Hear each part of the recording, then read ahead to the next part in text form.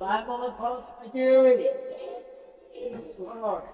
প্রথমে হলো নিয়ত করা, অর্থাৎ মনে মনে নিয়ত করা যে আমি পবিত্রতা অর্জনের জন্য তায়াম্মুম করছি।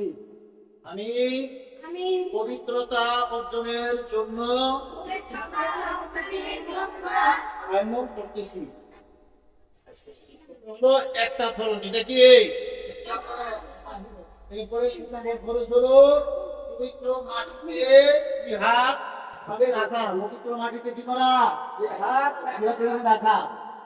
রাখার পরে একটু আগে পিছনে নেওয়া, আগে পিছনে নেওয়া।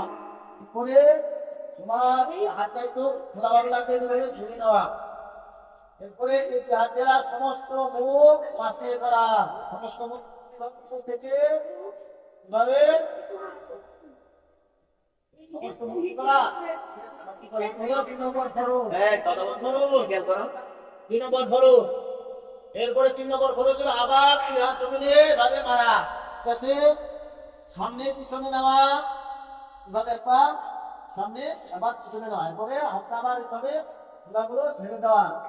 এরপরে কি করতে হবে? ডান হাত পাশে করতে হবে এভাবে, এই হাতের তালু ধরে সেই ডান হাত এভাবে এভাবে দিতে হবে। হ্যাঁ, এভাবে দিয়ে এভাবে যাবে, এভাবে গেল।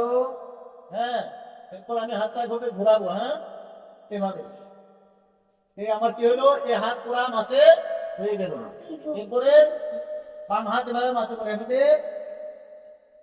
এভাবে দিব, এভাবে আসবে, এভাবে আসবে, আবার এভাবে ঘোরাবো, এভাবে মাসে করবো।